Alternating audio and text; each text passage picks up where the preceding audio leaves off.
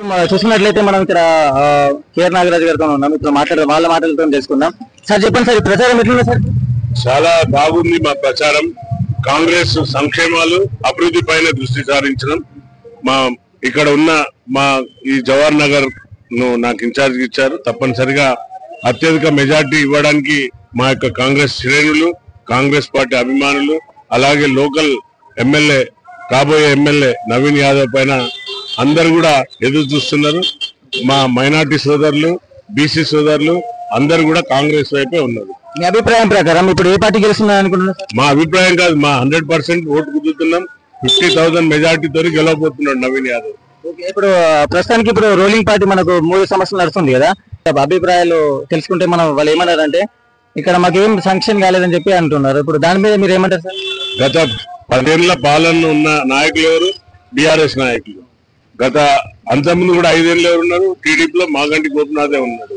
So ఏ రోజు కూడా ఏదో ఇండ్లకు మహిళలకు ఏదో పథకాలు గిఫ్ట్లు ఇస్తే కాదు.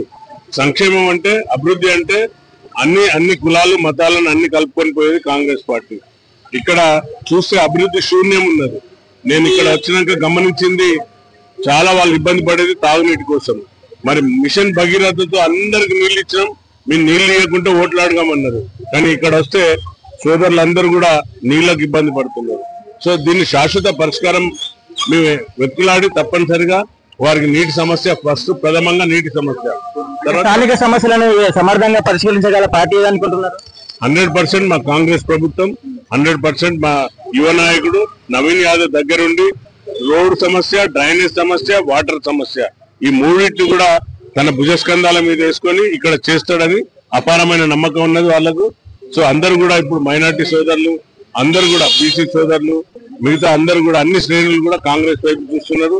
బీఆర్ఎస్ బీజేపీ ఇద్దరు కూడా కులాలు మతాలు రెచ్చగొట్టి, వాడేమో బీజేపీ బీసీలకు ఇయ్యొద్దని అక్కడ అడ్డుపడ్డాడు.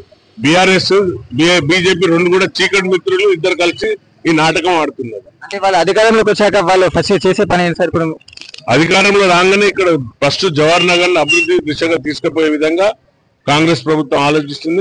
నవీన్ యాదవ్ యువకుడు, చదువుకున్నవాడు, అన్ని విధాల అందరితో కలిసిమెలిసి ఉండేవాడు కాబట్టి 100% ఇది అభివృద్ధి చెందుతుంది.